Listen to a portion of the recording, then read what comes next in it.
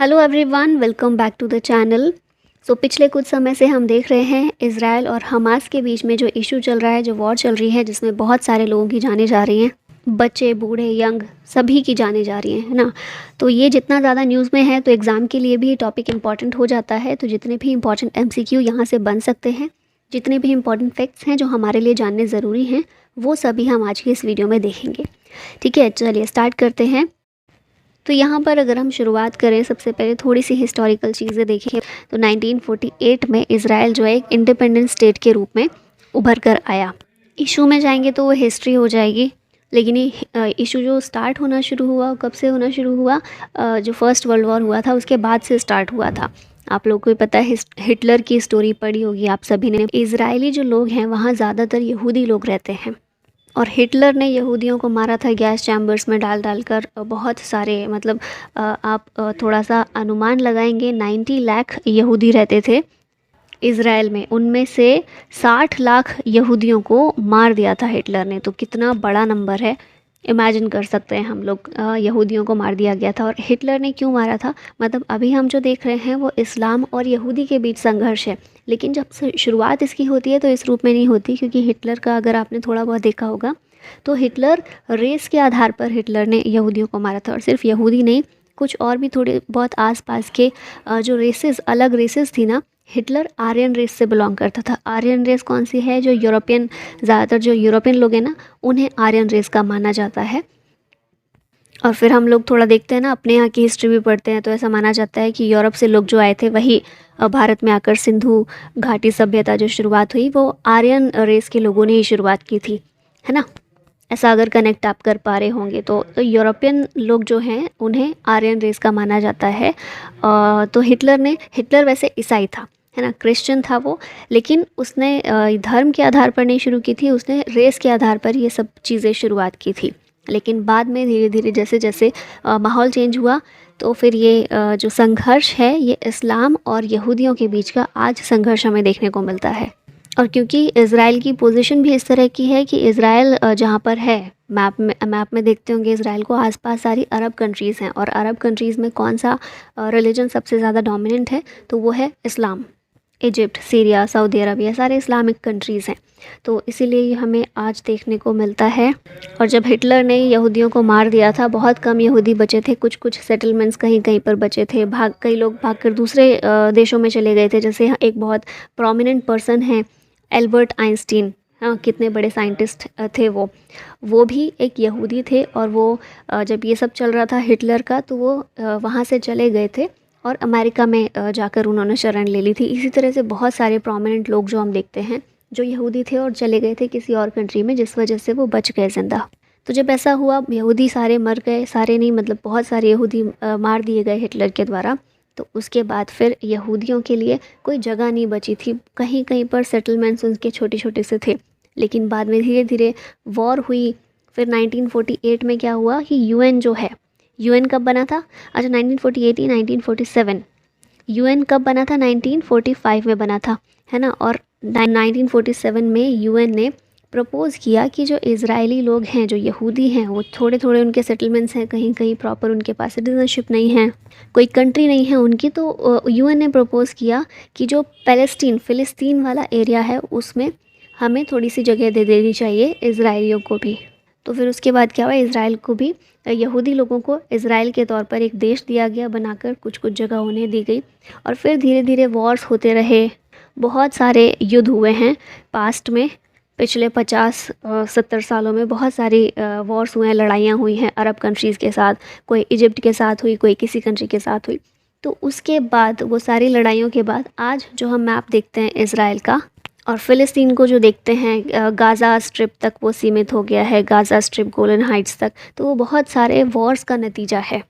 तो यहाँ पर अब देख लेते हैं लिखी क्या हुई हैं कुछ चीज़ें। 1948 में इंडिपेंडेंट स्टेट ऑफिशियली इज़राइल को डिक्लेयर किया गया। और इंडिपेंडेंस के बाद से अभी तक हम देखते हैं पैलेस्टीन के साथ कॉन्फ्लिक्ट बना हुआ है। अच्छा, एक और कॉन्फ्लिक्ट भी है। वो कॉन्फ्लिक्ट कौन सा है? यरूशलेम का। वो जगह बहुत इंपॉर्टेंट है। यरूशलेम जो है इज़राइल की कैपिटल है। और वो जगह ऐसी है ना जहाँ पर 3 ऐसे रिलीजन हैं, इस्लाम, ईसाई धर्म जो क्रिश्चियनिटी है, और यहूदी। तीनों ही वहाँ पर अपना अपना क्लेम करते हैं, क्योंकि तीनों धर्म से जुड़ी हुई बहुत मूल मान्यताएं या फिर बिलीफ्स जुड़े हुए हैं तीनों ही धर्म के यरूशलेम के साथ में। तो वहाँ पर भी कब्ज़े का एक ये रहता है कि किसका कब्ज़ा वहाँ पर होना चाहिए। तो वो भी एक इशू है जिसकी वजह से ये और ज़्यादा हमेशा कॉन्फ्लिक्ट बना रहता है। तो वही चीज़ यहाँ पर लिखी हुई है, इंडिपेंडेंस के बाद भी पैलेस्टीन के साथ कॉन्फ्लिक्ट हमेशा बना रहा है। इसराइल का 14 मई 1948 को इसराइल को सेटअप किया गया, किसके द्वारा, तो जूइश एजेंसी का एक हेड था डेविड बेन गुरियन। और जो मैंने बताया था 1947 यूएन का, तो यूएन ने इंटरवीन किया और यूएन के द्वारा बोला गया कि जो पैलेस्टीन है और उसको डिवाइड किया जाए और ज्यूश स्टेट भी उसके अंदर बनाकर दिया जाए उनको। ठीक है, तो ये 1947 में हुआ था 29 नवंबर को। तो ये हो तो गया था कि इज़राइल बन गया था, उनको जगह भी मिल गई थी अपनी, लेकिन अरब स्टेट्स उससे खुश नहीं थे, क्योंकि पैलेस्टीन वाला एरिया जो था ना, वहाँ पर ईसाई भी रहते थे, लेकिन वहाँ इस्लाम का नंबर ज़्यादा था ना, इस्लाम की संख्या ज़्यादा थी। तो इसीलिए अरब कंट्रीज़ खुश नहीं थी कि ऐसे कैसे जगह दे दी गई उनको। तो इस वजह से काफ़ी सारे 1948 में जब फॉर्म हुआ इसराइल, उसके बाद हम देखते हैं काफ़ी सारे वॉर्स होते हैं, लेकिन इसराइल मजबूत बनकर निकला। अपना सिक्योरिटी सिस्टम, डिफेंस सिस्टम इतना मजबूत किया था कि वो जीता ही है लगभग सारे, और फिर एरिया अपना इतना बड़ा कर लिया। अभी रिसेंट का बैकग्राउंड यहाँ पर दिया गया है कि अभी क्या हुआ। तो 7 अक्टूबर के दिन, 7 अक्टूबर 2023 को हमास क्या है, एक मिलिटेंट ग्रुप है पैलेस्टीन का, ठीक है, जो इसराइल के ख़िलाफ़ लड़ाई करने का काम करता है, और बेसिकली इसको एक आतंकवादी ग्रुप, मिलिटेंट ग्रुप के नाम से के रूप में देखते हैं। और गाज़ा पर ना, गाज़ा स्ट्रिप जो है उस पर पैलेस्टीनियन तो रहते हैं, लेकिन कब्ज़ा किसका है, तो इस मिलिटेंट ग्रुप हमास का ही कब्ज़ा है। कोई सरकार वहाँ पर काम नहीं कर रही है। 2004 या 5 उससे पहले एक सरकार यहाँ पर बनी थी, लेकिन उस सरकार को हटा दिया गया हमास के मिलिटेंट्स के द्वारा, और फिर उसके बाद से इन्हीं का कब्ज़ा है वहाँ पर। तो गाज़ा पर हमास का ही है पूरी तरह से, और वहीं से हमास के द्वारा लॉन्च किए गए एटलीस्ट 5000 रॉकेट अगेंस्ट इसराइल। और आपने वीडियोस कुछ देखी होंगी, न्यूज़ में चीज़ें देखी होंगी। एक पार्टी चल रही थी जिसमें बहुत सारे लोग थे, और वहीं पर अचानक से ये हमला हुआ था। तो बहुत सारे इजरायली, अराउंड 1400 इजरायलीज़ ये वहाँ पर मार दिए गए थे। तो उसमें कुछ इजरायली सोल्जर्स भी थे, साथ में कुछ विमेन, चिल्ड्रन सभी थे, और बहुत सारे लोगों को हॉस्टेज भी बना लिया गया था, बंधक बनाकर वो अपने साथ ले गए थे। फिर उसके एक दिन बाद ही इसराइल की तरफ से भी रिटेलिएशन देखने को मिला, और रिटेलिएटरी स्ट्राइक इसराइल ने की गाज़ा पर, और हमास के जो ठिकाने पता थे इसराइल को, वहाँ पर भी रिटेलिएशन किया गया इसराइल के द्वारा। फिर उसके बाद हम देखते हैं 7 अक्टूबर को ये हमास के द्वारा किया गया था। 15 अक्टूबर तक अराउंड 2700 पैलेस्टीनियंस जो हैं वो मार दिए गए। About 1 million have been internally displaced. और साथ में ये भी हुआ कि जो वो गाज़ा का रीजन है, वहाँ पर इसराइल के द्वारा food, water, electricity, fuel supplies ये सब कट कर दी गई। अब ये चीज़ को समझने के लिए ना मैं थोड़ा सा आगे जाती हूँ पहले, और ये मैप से थोड़ी सी चीज़ें आपको बता देती हूँ। तो क्या हुआ, जैसे मैंने बताया कि टाइम टाइम पर कुछ ना कुछ वॉर्स चलती रहती हैं। तो ये जो पूरा एरिया है, ये गाज़ा स्ट्रिप वाला है ना, गाज़ा का एरिया ये, और ये है इसराइल, ये वाला पूरा एरिया है इसराइल का। तो अभी क्या, ये तो सारा एरिया कौन सा है, मैरीटाइम बाउंड्री है, और यहाँ पर भी इसराइल का ही कब्ज़ा है, मतलब ये पूरा इसराइल के ही अंडर आता है। पहले की जो ट्रीटीज़ वगैरह हुई हैं उसमें इसराइल ये तो मान गया था कि ठीक है, ये जो गाज़ा वाला एरिया है, यहाँ से इसराइलियों को बाहर निकाल लेते हैं, यहूदी यहाँ पर नहीं रहेंगे, पैलेस्टीनियन ही रहें। लेकिन जो एयर वाला पूरा रास्ता है और ये वाला पूरा मैरीटाइम वे जो है, इस पर पूरा कब्ज़ा इसराइल का ही रहेगा। ये पहले की ट्रीटीज़ में ऐसे इसराइल ने बोला हुआ है, ठीक है। तो अभी क्या हुआ, जब टाइम टाइम पर लड़ाई होती रहती है, तो ये वाला पूरा एरिया ना ब्लॉकेज पहले से ही कर दिया गया है। अब सिर्फ 2 क्रॉसिंग ऐसी थी जो खुली हुई थी, गाज़ा को जो जोड़ती थी दूसरी किसी जगह से। एक तो ये जो देख रहे हैं ना, रफ़ा क्रॉसिंग ये, और दूसरा ये जो है एरेज क्रॉसिंग। ये सिर्फ 2 जगह ऐसी हैं, ये 2 क्रॉसिंग ऐसी हैं जो खुली हुई हैं गाज़ा के लिए किसी और जगह से। 2 नहीं, आई थिंक 3 है, तीसरी भी है, ये केरम क्रॉसिंग जो है तीसरी भी है, ठीक है। तो अब इसमें क्या किया है कि इसराइल ने ये पूरा ब्लॉकेज कर दिया है कि हम पूरी सप्लाई इन्होंने कट कर दी, ये जो क्रॉसिंग है इसको भी बंद कर दिया। लेकिन हाँ, फ़िलहाल एक चीज़ ये हुई कि ये जो क्रॉसिंग है, रफ़ा क्रॉसिंग, ये कहाँ से जोड़ती है गाज़ा को, इजिप्ट से जोड़ती है। आप देख रहे होंगे कंट्री, और अभी कुछ टाइम पहले क्या हुआ था, इजिप्ट ने जो है इस क्रॉसिंग को ओपन कर दिया था ताकि जो भी शरणार्थी, क्योंकि यूएन के साथ सबने ट्रीटी की हुई है ना, सबने कुछ ना कुछ संधि की हुई है इस चीज़ को लेकर, तो जो भी यहाँ से शरणार्थी आ सकें नॉट जा सकें इजिप्ट के अंदर, इसलिए इजिप्ट ने क्या किया था, इस क्रॉसिंग को खोल दिया था। ठीक है, बाकी सारी ब्लॉकेज किया हुआ है, कट ऑफ किया हुआ है इजराइल ने। ठीक है, आई थिंक ये चीज़ मैं समझाने में सफल रही हूँ। तो ये वही चीज़ यहाँ पर बोली गई है कि सारी सप्लाईज़ जो हैं इजराइल के द्वारा कट ऑफ कर दी गई थी। अभी डिस्प्यूटेड सिटीज़ कौन कौन सी हैं ये एक बार देख लीजिए। तो सबसे पहले गाज़ा स्ट्रिप, जिसका अभी हमने मैप में देखा है, लगभग 2 मिलियन पैलेस्टीनियंस यहाँ पर रहते हैं। एक चीज़ और याद रखिएगा, गाज़ा स्ट्रिप आप देखेंगे ना, बहुत छोटा सा एरिया, यहाँ तो हम इसको जूम करके देख रहे हैं ना तो बड़ा दिख रहा है, पर ये बहुत छोटा सा एरिया है और ये one of the highest density वाला एरिया में से एक है, क्योंकि ये बहुत कम इसका एरिया है।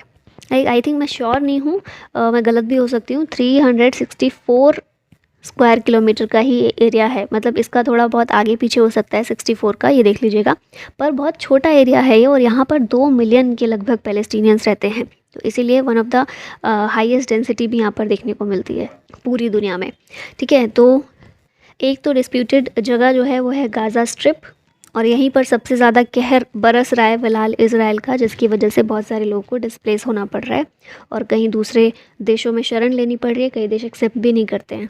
खैर, दूसरा है वेस्ट बैंक। वेस्ट बैंक में लगभग 3 मिलियन पैलेस्टीनियंस रहते हैं, इनमें से ज़्यादातर लोग मुस्लिम अरब्स हैं, और यहाँ पर वेस्ट बैंक के अंदर एक ज्यूइश होली साइट भी है, ठीक है, जो कि बहुत पवित्र मानी जाती है ज्यूइश के लिए, और यहाँ पर बहुत सारे लोग भी आते हैं, बहुत सारे पिलग्रिम्स भी यहाँ पर जाते हैं, हर साल विज़िट करते हैं। फिर तीसरी जो डिस्प्यूटेड सिटी है वो है ईस्ट जेरूसलम। तो जेरूसलम तो मैंने बताया, हिंदी में इसको येरूशलम भी बोलते हैं। ठीक है, अब ये जो 1948 में अरब इजरायली वॉर हुआ था, इसमें क्या किया गया था कि जेरूसलम को डिवाइड कर दिया गया था 2 भागों में। अब इसमें जो वेस्टर्न पोर्शन था वो इजराइल के कंट्रोल में आ गया था और ईस्टर्न पोर्शन जॉर्डन के कंट्रोल में आ गया था। ठीक है, लेकिन फिर क्या हुआ, ये 48 के वॉर में हुआ था, लेकिन फिर 1967 में एक और वॉर होती है, जिसके बाद पूरा एरिया 6 दिन की ये वॉर होती है। ठीक है, इजराइल की अरब कंट्रीज़ के साथ में, और फिर इसमें पूरा एरिया इजराइल ने कैप्चर कर लिया। अच्छा, गाज़ा स्ट्रिप के बारे में एक और चीज़ आप याद रख सकते हैं, गाज़ा स्ट्रिप जो है ना, इस पर पहले इजिप्ट का कब्जा था। मैप में देखा ना हम लोगों ने, यहाँ पर इजिप्ट है, तो ये जो गाज़ा स्ट्रिप है, ये पूरी ही गाज़ा स्ट्रिप है, ये गाज़ा स्ट्रिप पर इजिप्ट का कब्जा हुआ करता था 1948 में। और हमने देखा जेरूसलम तो 2 भागों में बटे हुआ था, आधे पर जॉर्डन का कब्जा था। तो इजराइल ने गाज़ा स्ट्रिप को इजिप्ट से भी वापस ले लिया, और साथ में 6 दिन का वॉर हुआ था 1967 में, जिसके बाद येरूशलम भी पूरा इजराइल ने कैप्चर कर लिया था। ठीक है, तो ये हो गई इसकी कहानी। अब आते हैं हमास की, तो ये मैं बता ही चुकी हूँ, पैलेस्टीनियन ग्रुप है, बेसिकली एक मिलिटेंट ग्रुप है। 2007 से ये जो गाज़ा स्ट्रिप है इस पर कब्ज़ा कर रहा है। मैंने शायद 2005 बोला था, तो माफ़ कीजिएगा थोड़ा बहुत इधर उधर हो जाता है। तो ये जो हमास ग्रुप है, इसका मेन उद्देश्य पता है क्या है, सिर्फ इतना उद्देश्य है कि इनको इजराइल को पूरी तरह से ख़त्म करना है, और पूरे इजराइल को, जो यहूदी रहते हैं उनको ख़त्म करना है, पूरे इजराइल को बनाना है इस्लामिक स्टेट। इसीलिए पिछले कुछ सालों से ये लड़ने में लगा हुआ है और पावर पर कब्ज़ा करना चाहता है, इजराइल पर कब्ज़ा करना चाहता है। अब स्टार्टिंग में मैंने आप लोगों को बोला था येरूशलम भी एक फसाद की जड़ है। फसाद की जड़ किस तरह से है, क्योंकि यहाँ पर मौजूद है अल अक्सा मस्जिद और टेम्पल माउंट। येरूशलम के बिल्कुल बीचों बीच एक हिल है, इस हिल पर ये है जिसे बोलते हैं टेम्पल माउंट, और एक ये जगह मौजूद है जो कि है अल अक्सा मस्जिद। मक्का और मदीना हॉलीएस्ट प्लेसेस, इस्लाम में हम देखें हॉलीएस्ट प्लेसेस ये माने जाते हैं। उसके बाद थर्ड हॉलीएस्ट प्लेस माना जाता है ये अल अक्सा मस्जिद, जो कि यहाँ पर येरूशलम में मौजूद है। और ये माउंट टेम्पल माउंट जो है ये ज्यूश के लिए बहुत इंपॉर्टेंस रखता है। तो ये भी एक बहुत बड़ा रीज़न है इन दोनों के बीच कॉन्फ्लिक्ट का। और येरूशलम पर कब्ज़ा इसीलिए दोनों ही करना चाहते हैं, अरब कंट्रीज़ भी चाहती हैं कि उनका हो, ताकि इस्लाम के पास इसकी पावर हो पूरी, और यहूदी भी इसको रखना चाहते हैं अपने पास में। अब नेक्स्ट एक इम्पॉर्टेंट चीज़ है गोलन हाइट्स।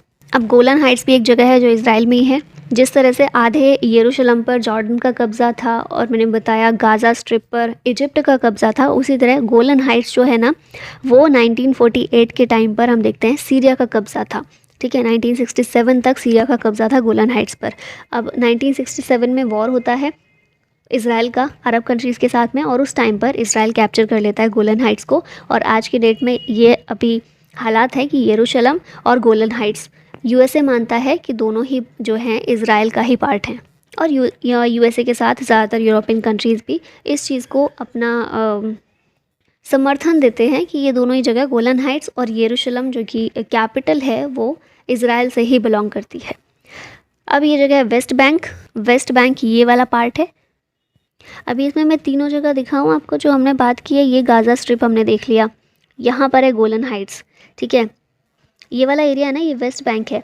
अब यहाँ पर ज़्यादातर पैलेस्टीनियंस जो हैं यहाँ तक सीमित है। पहले ये पूरा एरिया पैलेस्टीन हुआ करता था, लेकिन जो बार बार वॉर्स हुई उसमें इसराइल ने ये पूरा एरिया ले लिया। अब इतने में पैलेस्टीनियंस इतने में सीमित है वेस्ट बैंक तक। एक सैंडविच की तरह है इसराइल और जॉर्डन के बीच में, है ना। ये जॉर्डन है, ये पूरी कंट्री। अच्छा ये बताइए, ये वाला जो ये पार्ट है, वाटर बॉडी है, इसको क्या बोलते हैं, क्या नाम है इसका? वैसे हो सकता है आगे ये वीडियो में कवर हो जाए, पर बताइए अभी, स्टॉप करके अभी कमेंट में बताइए। हाँ, तो मैंने ये बताया था इसराइल की कैपिटल कौन सी है, यरूशलेम है। यरूशलेम आप देख रहे हैं वेस्ट बैंक से बिल्कुल पास में है, बिल्कुल बॉर्डर लगता है। ये वाला थोड़ा सा आप देख पा रहे हो ना, मैं जूम करूँ क्या इसको? ये देख रहे हैं ना, ये है जेरूसलम, ये इसराइल की कैपिटल है। वेस्ट बैंक पर किसका कब्जा है? पैलेस्टीनियंस जो हैं वो वेस्ट बैंक में रहते हैं। उनकी कौन सी कैपिटल है? तो उनकी डी फैक्टो एडमिनिस्ट्रेटिव कैपिटल है रामल्ला। ये चीज़ याद रखिएगा, बहुत इंपॉर्टेंट है ना, क्योंकि यरूशलेम सबको याद रहता है इसराइल की है, पर वेस्ट बैंक पैलेस्टीन की क्या है? रामल्ला है। यहाँ पर पैलेस्टीनियंस रहते तो हैं, लेकिन क्या होता है ना कि इतने सारे वॉर्स हुए और उसके बाद इसराइल जो है वो थोड़े थोड़े से अपने सेटलमेंट्स यहाँ पर भी बनाता रहता है। इसीलिए ये हुआ है ना कि हमास यहाँ पर नहीं है, हमास गाज़ा तक सीमित इसीलिए है क्योंकि क्या हुआ था 2000 अभी पीछे हमने बात की ना, 2007 में हमास का कब्ज़ा हो गया था। जो सरकार यहाँ पर थी उसको हटा दिया था हमास ने। उसका एक रीज़न ये भी है कि इज़राइल के उस समय पर जो लीडर थे उन्होंने क्या किया था कि 2007 में गाज़ा में जितने सेटलमेंट्स थे ना, इज़राइल के सेटलमेंट्स थे, यहूदी जो रहते थे उनको वापस बुला लिया था कि चलो ठीक है, हम इज़राइलियों को वापस बुला लेते हैं और ये पूरा एरिया हम दे देते हैं फ़िलिस्तीन को, पैलेस्टीनियंस यहाँ पर रहें आराम से। तो इस वजह से भी क्या हुआ, इज़राइल ने पूरा कंट्रोल खो दिया गाज़ा से, और फिर वहाँ पर हमास जो है वो निकल कर आया और हमास ने पूरे पर कब्जा कर लिया। वेस्ट बैंक में अब ये गलती इज़राइल नहीं कर रहा है, वो अपने थोड़े थोड़े सेटलमेंट्स वहाँ पर बना के रखे हुए हैं ताकि इज़राइल का कंट्रोल थोड़ा बहुत बना रहे। अब आगे हम बात करें गाज़ा स्ट्रिप की, हम ऑलरेडी कर चुके हैं, इज़राइल और इजिप्ट के बीच में है। 1967 में पहले ये इजिप्ट के पास ही था ये एरिया। 1967 में जो वॉर हुई उसमें गाज़ा सिटी को इज़राइल ने अपने कब्ज़े में ले लिया। फिर ऑस्लो पीस प्रोसेस हुई जिसमें क्या हुआ, 2005 में इज़राइल यूनिलैटरली, मतलब ऐसा नहीं हुआ कि दोनों साइड से कुछ हुआ हो, यूनिलैटरली खुद से इज़राइल ने ये बोला कि हम अपने सेटलमेंट वहाँ से बुला रहे हैं, ठीक है, हम ज्यूश सेटलमेंट जो भी हैं गाज़ा स्ट्रिप से हम इज़राइल में लेकर आ रहे हैं, वहाँ पर कोई ज्यूश सेटलमेंट नहीं रहेगा। यूनिलैटरली ये लिया गया था डिसीजन 2005 में, किसके द्वारा? इज़राइल के द्वारा। और उसके बाद ही क्या हुआ, क्योंकि जो हमास के मिलिटेंट थे वो नाराज़ हो गए गाज़ा की जो सरकार है कि तुमने कैसे Oslo peace process, Oslo peace accord कर लिया। इसीलिए फिर 2000, अच्छा ठीक है, मेरे मुंह से शायद 2005 इसीलिए निकला था ना, 2005 मुझे यही वाला याद था। इसीलिए क्या हुआ, 2007 में फिर हमास मिलिटेंट ग्रुप ने वो सरकार को हटा दिया था उसके 2 साल बाद, ठीक है। तो ये हो गया था, लेकिन ये भी मैंने मेंशन कर दिया था पहले भी, इज़राइल ने अपना कंट्रोल तो हटा लिया था, लेकिन इंटरनेशनल एक्सेस जो है वो बरकरार रखा था। इसीलिए जो ये वाला पूरा मैरीटाइम जो एक्सेस है या फिर हवाई मार्ग है उसको इज़राइल ने अपने कब्ज़े में ही लिया हुआ था, उसके अधिकार क्षेत्र में ही था वो। अब यहाँ पर अब्राहम अकॉर्ड के बारे में बात की गई है, जो हमने अभी कुछ पहले 1-2 साल पहले ही पढ़ा है। 2020 में साइन किया गया था अब्राहम अकॉर्ड। और बेसिकली ये अकॉर्ड क्या है कि अरब कंट्रीज़ और इज़राइल, बहुत टाइम से राइवलरी चली आ रही थी इनके बीच में, तो यूएसए चाहता था कि अभी ये राइवलरी को ख़त्म करके हम विकास की ओर थोड़ा बढ़ते हैं और बाकी चीज़ें देखें, थोड़ी दोस्ती यारी बढ़ाएं और आगे के काम करें। तो इसीलिए यूएसए ने प्रयास किया कि जो अरब कंट्रीज़ हैं कुछ कुछ, उनको और इज़राइल को दोस्त बनाया जाए, उनको मिलाया जाए, उनके बीच में एक अकॉर्ड साइन करवाया जाए। उसी का परिणाम था कि 2020 में यूएई, बहरीन और इज़राइल, इन तीनों ने एक अब्राहम अकॉर्ड साइन किया, जिसमें क्या था कि ये आपस में टाई करेंगे, है ना, जैसे बाकी कंट्रीज़ ने आपस में व्यापार शुरू करती हैं, मित्रता करती हैं, मित्रता तक तो नहीं अभी गए, नया नया है, पर अरब की कंट्रीज़ और इसराइल के बीच रिश्ते थोड़े सुधरने शुरू हों, इस वजह से ये किया गया था। तो अकॉर्ड आपको याद रखना है, एक हमने यहाँ पर बात की थी ऑस्लो पीस अकॉर्ड, और ये जो है ना ऑस्लो पीस अकॉर्ड इसलिए भी इम्पॉर्टेंट है क्योंकि इस वजह से, इस अकॉर्ड की वजह से उस समय पर जो इसराइल के हेड थे जिन्होंने ये साइन किया था, और गाज़ा में जो फ़लस्तीन की तरफ से जो हेड थे जिन्होंने ये साइन किया था, इन दोनों को इसकी वजह से नोबेल पीस प्राइज़ भी मिल चुका है। ठीक है, और बाद में वो जो फ़लस्तीन वाले हेड थे, फ़लस्तीनियन के हेड थे जिन्होंने ये साइन किया था, उनको मार भी दिया गया था हमास के मिलिटेंट के द्वारा, उनको कूप कर दिया गया था। पर क्योंकि ये पीस अकॉर्ड साइन हुआ था ओस्लो, उस वजह से उनको नोबेल पीस प्राइज़ भी मिला था। तो ओस्लो पीस अकॉर्ड ये याद रखना है, और एक है अब्राहम अकॉर्ड जो अभी रिसेंट का ही है, यूएसए ने इसमें मीडिएट किया था, मध्यस्थता की थी, और यूएई, बहरीन और इसराइल के बीच में ये साइन किया गया था।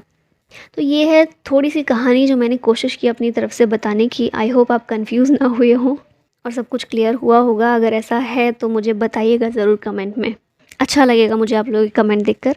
बाकी अब क्वेश्चंस की बात कर लेते हैं। सबसे पहले क्वेश्चन है, operation Al Aqsa flood launched bye.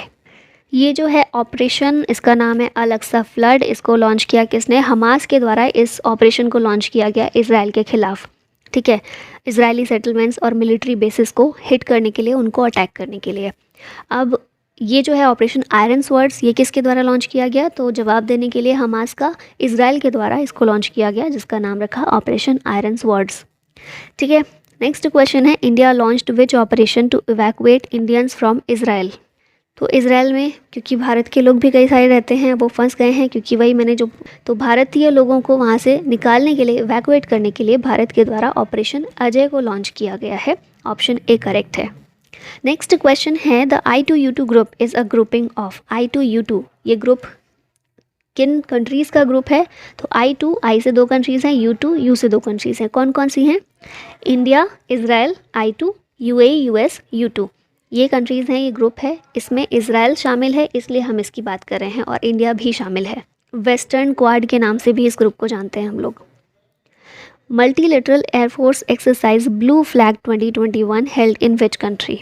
Israel की बात कर रहे हैं अभी, तो इजराइल से जुड़े हुए चीज़ें सब बातें करेंगे। इजराइल जो है यहाँ पर एक्सरसाइज ब्लू फ्लैग 2021 ये किया गया, मल्टीलेटरल एयरफोर्स की एक्सरसाइज है, और इंडिया के द्वारा भी इसको अक्टूबर 2021 में हुई थी इजराइल में, और इंडिया के द्वारा भी इसमें पार्टिसिपेट किया गया था।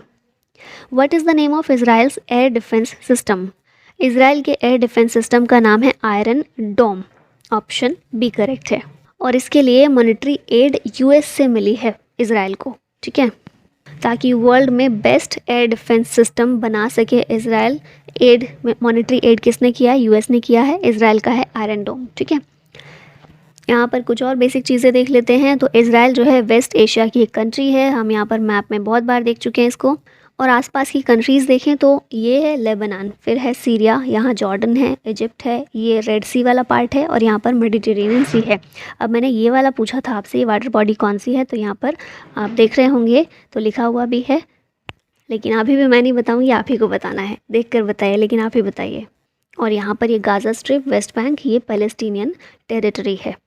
ठीक है, फिर हम देखिए कैपिटल क्या है, यरूशलेम है, करेंसी शेकेल है, लैंग्वेज हिब्रू इस्तेमाल करते हैं लोग। यहाँ के इंटेलिजेंस एजेंसी जो यहाँ की है मोसाद है। लेजिस्लेचर को नेसेट कहा जाता है, और पीएम है Benjamin Netanyahu. What is the official currency of Israel. तो पीछे भी हमने देखा शेकेल है ऑफिशियल करेंसी इजराइल की। Which water body is located on the west of Israel. कौन सी है? वेस्ट में पूछा जा रहा है ना। ये है ईस्ट, फिर यहाँ पर वेस्ट है, ऊपर होता है नॉर्थ, और फिर होता है साउथ। तो वेस्ट में वाटर बॉडी हमने कौन सी देखी थी? मेडिटेरेनियन सी देखी थी। साउथ में कौन सी है? रेड सी है। और ईस्ट में कौन सी है जो जॉर्डन के बीच में है? आप लोग बताइए। ठीक है, तो ऑप्शन डी करेक्ट हो जाएगा। नेक्स्ट क्वेश्चन है, विच water body is located on the south of Israel. तो बिल्कुल मैंने उसी क्वेश्चन में बता दिया था ये आप लोगों को। Which one of the following countries of south west Asia does not open out to the Mediterranean sea. इनमें से कौन सी कंट्री है जो मेडिटेरेनियन सी में ओपन नहीं होती है? सीरिया, जॉर्डन, इजराइल या फिर लेबनान। सीरिया तो इजराइल तो हम लोगों ने देखा, वो तो होती है, उसकी बाउंड्री लगती है ना। फिर लेबनान हमने देखा था इजराइल के ऊपर है, है ना, और वो मेडिटेरेनियन सी से बाउंड्री अपनी शेयर करता है। जॉर्डन इसका आंसर होगा। जॉर्डन जो है इसकी लोकेशन कैसी है, यहाँ पर मान लीजिए ये गंदा बहुत बना है मैप, लेकिन मान लीजिए ये इज़राइल है और यहाँ पर जॉर्डन है, ये वाला एरिया पूरा, और मेडिटेरेनियन सी यहाँ पर है, तो जॉर्डन जो है ये बहुत अलग हो जाता है, ये वहाँ पर नहीं ओपन आउट होता है। ठीक है। What is the official language of Israel? Israel की ऑफिशियल लैंग्वेज कौन सी है? हिब्रू है। ऑप्शन सी करेक्ट होगा। और ये यहाँ की सेकेंड ऑफिशियल लैंग्वेज है अरबिक। ये क्यों है? क्योंकि अरब कंट्रीज़ आसपास हैं। Who is the current prime minister of Israel? Current prime minister हैं इज़राइल के Benjamin Netanyahu. Option B correct है। अब यहाँ पर थोड़े से और फैक्ट देख लेते हैं। Jerusalem was known as Yerushalayim in Hebrew and as Al Quds in Arabic. तो जेरूसलम जो है इसे जेरूसलम भी बोलते हैं, हिंदी में ज़्यादातर येरूशलम लिखा हुआ होता है और हिब्रू में येरूशलम ही बोला जाता है इसको, और अरबिक में भी इसको अल कुद्स के नाम से जानते हैं। तो ये कुछ भी नाम आए तो समझ लीजिएगा किसकी बात हो रही है। वेस्टर्न एशिया में पड़ता है इज़राइल, मेडिटेरेनियन सी से बाउंड्री शेयर करता है, और जॉर्डन जो है ये लार्जेस्ट फ्लोइंग रिवर है इज़राइल की। ये चीज़ भी याद रखिएगा, जॉर्डन कंट्री भी है लेकिन जॉर्डन रिवर जो है इज़राइल की लार्जेस्ट फ्लोइंग रिवर है। अब लास्ट में एक क्वेश्चन है आप लोगों के लिए। India launched which operation to evacuate Indians from Israel? India के द्वारा कौन सा ऑपरेशन लॉन्च किया गया? बहुत सिंपल है क्वेश्चन। ऑपरेशन विजय, अजय, करुणा या फिर कावेरी? आंसर बताइएगा कमेंट बॉक्स में। और इसी के साथ आज का ये टॉपिक यहीं ख़त्म होता है। मिलते हैं किसी और टॉपिक में, मिलते हैं किसी और वीडियो में किसी और टॉपिक के साथ। Thank you so much for watching. जय हिंद।